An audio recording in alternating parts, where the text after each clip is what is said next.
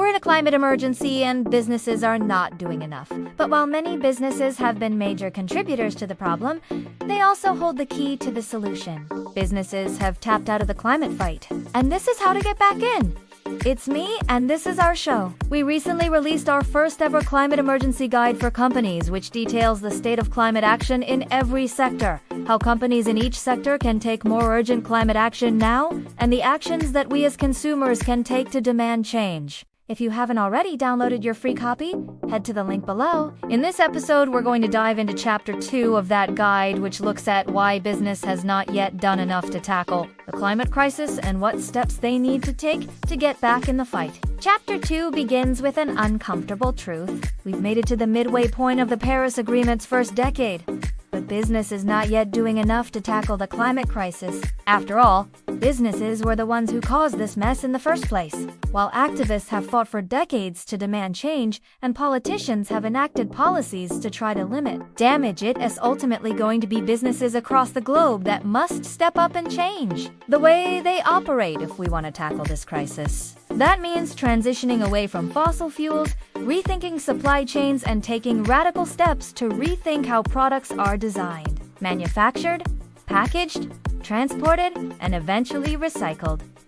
It's a tall order, and it won't be easy. But we've already seen that businesses are capable of making incredible changes. The question is, how do we convince them to do it again? Businesses are key to solving the climate crisis, but that doesn't mean that they're blame-free. Let's talk about just a few ways that companies have contributed to this climate emergency. First, there's greenwashing. For decades, big brands have spent billions on marketing campaigns that make their products look eco-friendly, when in reality, they're not. They've convinced us to buy things like single-use plastic water bottles by packaging them in misleading recycling symbols. Companies have also benefited from a lack of regulation in some industries, like the fashion world, where fast fashion brands have dumped toxic dyes and microplastics into waterways with little consequence. And then there's the lobbying. Fossil fuel companies have long had a tight grip on governments through well-funded lobbying efforts. Internal documents reveal the fossil fuel industry knew about the dangers of climate change as early as the 70s, but rather than warn the public, they spent millions to fund climate misinformation campaigns to cast doubt on the science. Fossil fuel companies have continued to lobby governments against climate action ever since. In fact, fossil fuel interests have mounted a successful campaign to slow down the energy transition by almost a decade. We have the numbers to prove it. The good news is that we've got solutions for all of this and more in the Climate Emergency Guide. So be sure to check that out. But for now, let's talk about some of the ways that businesses have contributed to the climate crisis. Next up is overproduction. Companies produce way more stuff than we actually need. According to a recent report, we produce 66% more goods than we can consume. But overproduction has a dark side. Not only does it require more energy, it also leads to more waste. If you've shopped online recently, chances are you've noticed another byproduct of overproduction: packaging. When we talk about reducing waste, packaging is often the first thing that comes to mind. The average American produces 4 pounds of plastic waste each year. Packaging accounts for a quarter of that waste. Packaging is also responsible for 1/5 of global plastic pollution, and none of it is actually recyclable. Well, maybe technically it is, but our current systems simply aren't equipped to handle it. Next up is a major contributor to emissions: transportation. Every mile a product travels, its carbon footprint grows. When we think of transportation, we often picture airplanes and cars, but shipping is responsible for a whopping 80% of global transport emissions. And much of those emissions come from megaships that can carry thousands of containers at once. Those massive cargo ships run on dirty fuel, burning 2/3 more pollution per ton than the average car.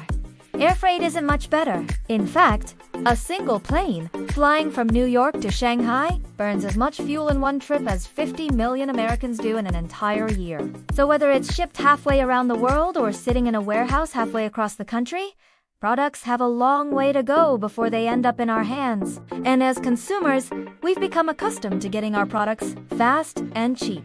Thanks to advancements in transportation technology, we often don't even think about the toll that shipping is taking on the planet. But there is good news here.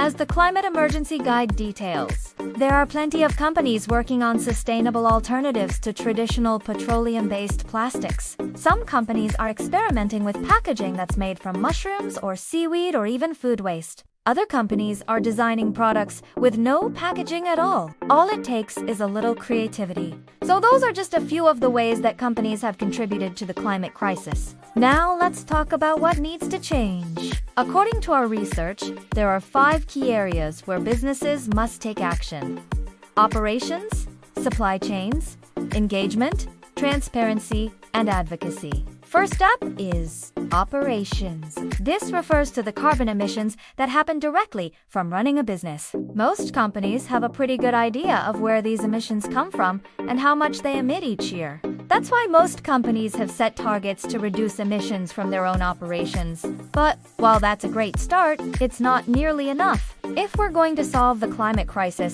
businesses will have to decarbonize their operations completely, and they'll have to do it fast. That brings us to the second priority area: supply chains. Supply chains account for a much bigger chunk of emissions than most companies realize. Take the fashion industry. A t-shirt might seem like a pretty simple product, but its journey from factory floor to closet is complicated. A typical t-shirt is made from materials like cotton, polyester, and rayon. Each of those products require a ton of energy and resources to produce, transport, and eventually destroy. If we want to tackle the climate crisis, companies will need to completely re-engineer their supply chains.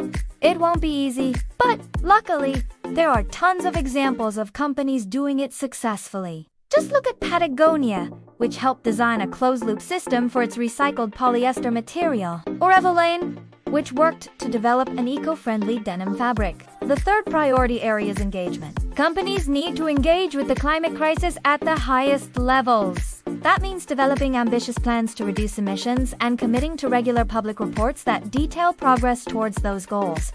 The fourth priority area is transparency. Consumers want to know how their favorite brands are tackling the climate crisis. That SYS.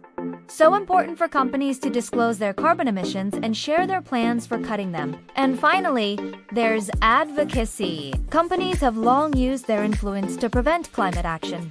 Now they'll have to use that same power for good. These 5 priority areas: operations, supply chains, engagement, transparency, and advocacy will help companies move past the basics of decarbonizing their operations and set them on a path toward true climate leadership. Businesses are uniquely positioned to drive systemic change and to protect our planet from the worst effects of the climate crisis. To do that, they'll need to work with investors, policymakers, and communities. They'll need to engage with customers and respect the rights of workers.